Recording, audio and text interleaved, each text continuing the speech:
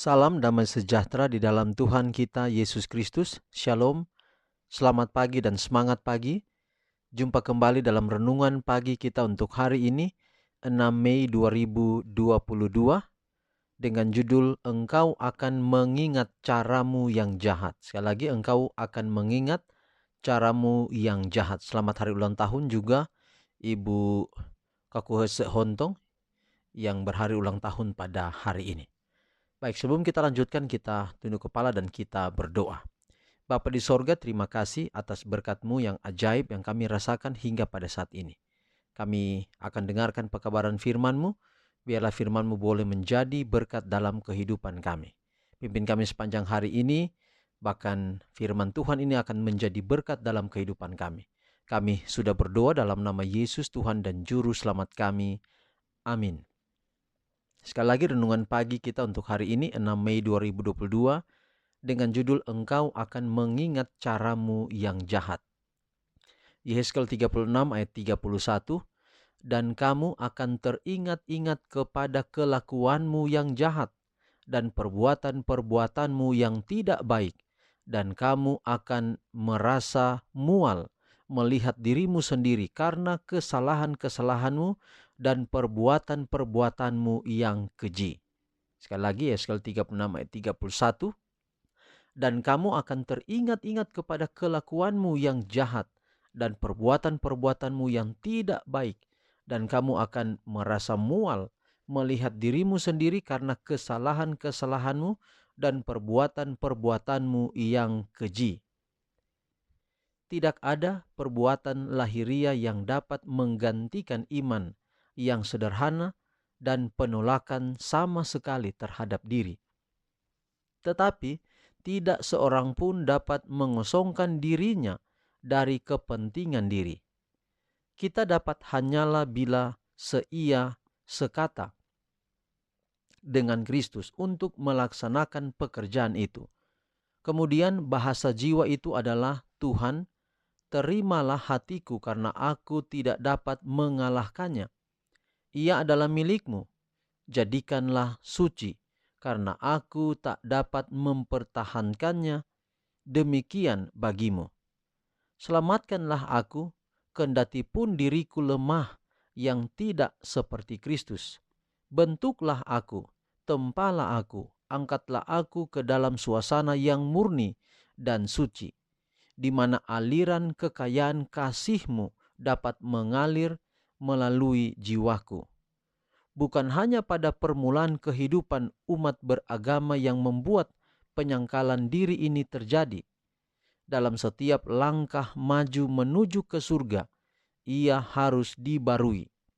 Semua pekerjaan kita yang baik bergantung atas suatu kuasa yang berada di luar diri kita sendiri. Oleh sebab itu, harus ada jangkauan yang terus-menerus dari hati kita terhadap Allah. Suatu pengakuan dosa yang terus-menerus, sungguh-sungguh, yang menghancurkan hati dan merendahkan jiwa itu di hadapan Dia. Hanya oleh penyangkalan diri yang tetap dan bergantung kepada Kristus, kita dapat berjalan dengan aman. Semakin dekat kita datang kepada Kristus, dan semakin jelas kita melihat kesucian tabiatnya, semakin jelas kita akan melihat kehebatan dosa itu, dan semakin kurang perasaan kita untuk meninggikan diri kita.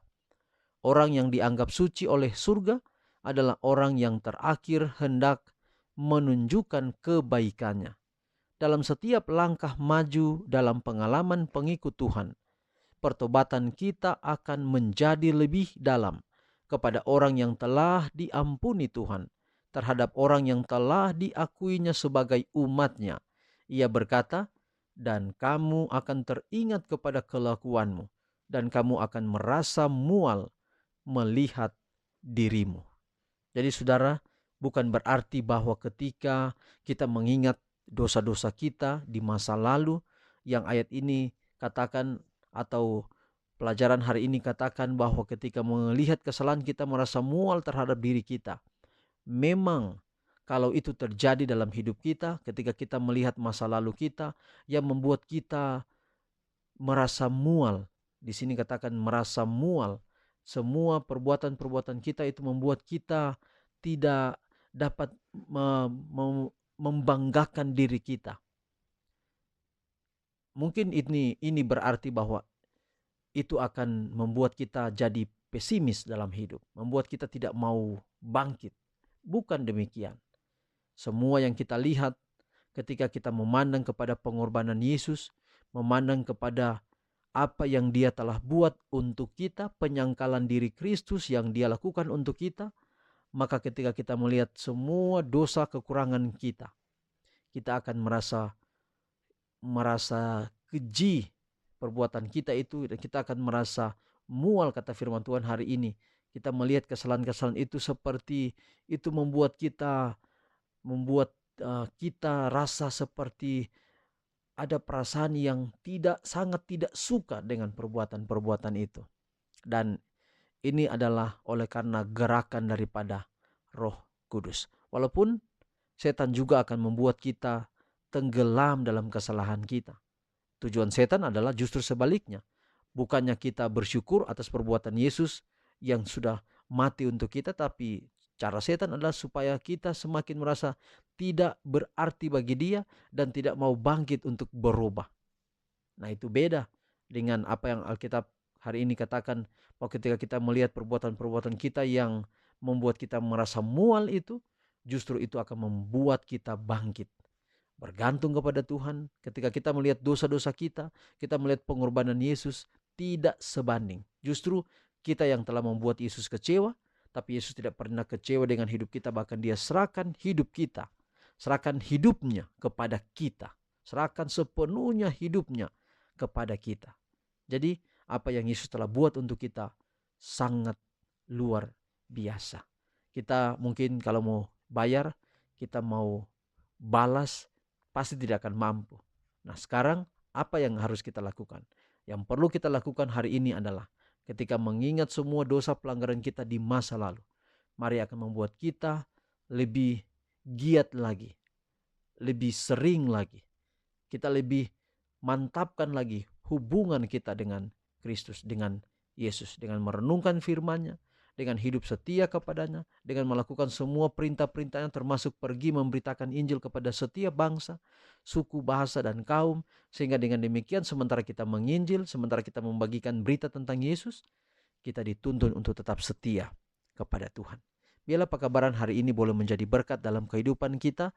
Saudara, ketika dengarkan firman Tuhan ini, mungkin akan ada komitmen yang boleh saudara buat bagi Tuhan. Biarlah Tuhan yang akan memberkati saudara. Biarlah semua pengalaman hidup kita, ketika kita bandingkan dengan apa yang Yesus buat untuk kita, kita malu dengan itu, tapi kita tidak jauh jatuh sama seperti Yudas pergi untuk membunuh dirinya, tetapi datang di Taman Getsemani sama seperti Petrus, untuk berkata kepada Tuhan, Tuhan, saya rindu untuk setia dan mau bekerja bagi Engkau. Tuhan berkati pekabaran yang indah ini pada hari ini. Mari kita akhiri dalam doa, kita berdoa. Bapa di sorga, terima kasih atas firman-Mu yang begitu indah yang kami dengar di pagi ini. Kiranya pekabaran ini dapat menjadi berkat dalam hidup kami, akan menuntun kami untuk tetap setia kepada-Mu sampai Maranatha. Berkati kami hari ini dalam semua aktivitas kami. Kiranya kami tidak berjalan sendiri, tapi selalu berjalan dengan Tuhan. Apabila ada problema kami hadapi, Allah ada di sana. Dan apa yang kami jumpai di tangan kami untuk kami kerjakan, kami dapat kerjakan dengan penuh rasa tanggung jawab dan dengan sungguh-sungguh. Karena Allah beserta kami. Terpuji nama-Mu Bapa, dalam nama Yesus kami persembahkan doa ini. Dan biarlah berkat Allah menaungi hidup kami. Tuhan memberkati Engkau dan melindungi Engkau. Tuhan menyenari engkau dengan wajah-Nya dan memberi engkau kasih karunia. Tuhan menghadapkan wajah-Nya kepadamu dan memberi engkau damai sejahtera. Terpuji-puji nama Tuhan, dalam nama Yesus kami telah berdoa. Amin. Saudaraku, demikian pekabaran untuk hari ini. Sampai jumpa besok. Tuhan memberkati kita semua. Shalom.